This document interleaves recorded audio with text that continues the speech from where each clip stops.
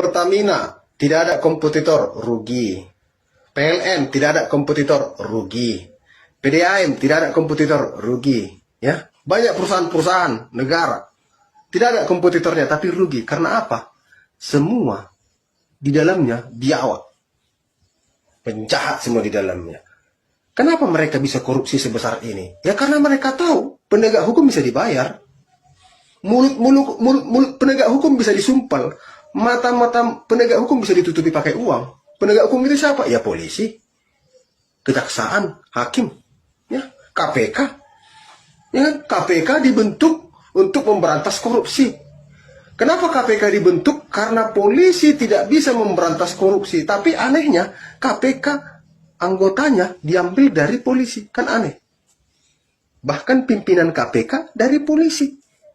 Seandainya dulu polisi bisa memberantas korupsi, nggak perlu ada KPK. Tapi kenapa dibuat KPK? Karena polisi nggak bisa memberantas korupsi. Ngapain dibentuk KPK kalau toh anggotanya diambil dari polisi? Kan aneh. Aneh. Negara ini aneh. Jadi kenapa permainan itu semua bisa terjadi? Ya karena yang mengatur itu semua penjahat semua. Supaya dia aman melakukan kejahatan. Kenapa DPR RI tidak mengesahkan undang-undang RUU perampasan aset koruptor dan hukuman mati? Karena di DPR RI banyak penjahat. Banyak pencuri. Banyak bermain dengan mafia. Kenapa pasal-pasal yang dituntut kepada koruptor ringan-ringan? Iya karena polisi, jaksa, hakim sudah sepakat untuk menyelamatkan koruptor ini. Itu aja. Jadi kalau contohnya orang berani korupsi 20 triliun, 100 triliun, dia bagikan aja 2 triliun untuk penegak hukum. Udah diam penegak hukum. Selamat.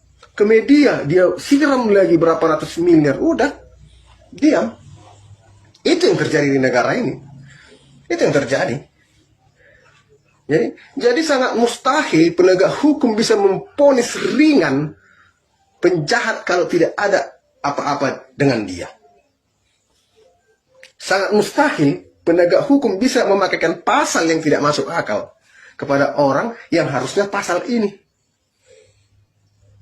Jadi negara itu bobrok ketika penegak hukumnya bobrok.